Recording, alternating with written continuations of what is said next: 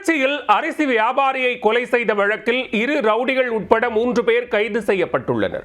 நடுரோட்டில் வழிமறித்து நின்றிருந்தவர்களை தட்டி கேட்டதில் ஏற்பட்ட சிறு தகராறு கொலையில் முடிந்ததன் பின்னணி என்ன? திருச்சி மாநகரம் வரகநேரி பகுதியைச் சேர்ந்த சகோதரர்கள் அழகேஸ்வரன் மற்றும் உமாசங்கர். இதில் அழகேஸ்வரன் அதே பகுதியில் அரிசி கடை வைத்து நடத்தி வருகிறார். உமாசங்கர் சென்னையில் பணியாற்றி வருகிறார்.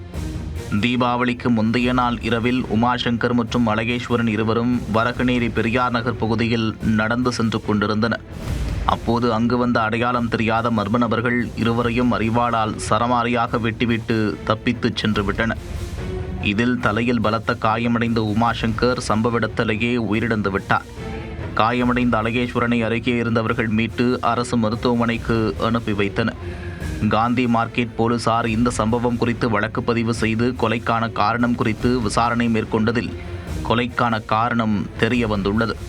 உமாசங்கர் மற்றும் அழகேஸ்வரன் இருவரும் வரகநேரி பெரியார் நகர் பகுதியில் நடந்து சென்றபோது 3 பேர் சாலையை மறித்தவாறு நின்று பேசிக் கொண்டிருந்தனர். சகோதரர்கள் இருவரும் இதனை தட்டி கேட்டதாக கூறப்படுகிறது. இதனால் இரு தரப்புக்கும் இடையே வாய்ச்சண்டை ஏற்பட்டு ஒரு கட்டத்தில் அடிதடி தகராறு ஏற்பட்டுள்ளது. அப்போது அந்த 3 பேரும் அரிவாளால் சகோதரர்களை வெட்டி இருப்பதாக போலீசார் தெரிவித்துள்ளனர். போலீசார் தொடர்ந்து விசாரணை நடத்தியதில் கொலை சம்பவத்தில் ஈடுபட்டது அதே பகுதியைச் சேர்ந்த மாஞ்சாவேலு, ஜெயசூர்யா மற்றும் மோகன் என்பது தெரிய வந்தது.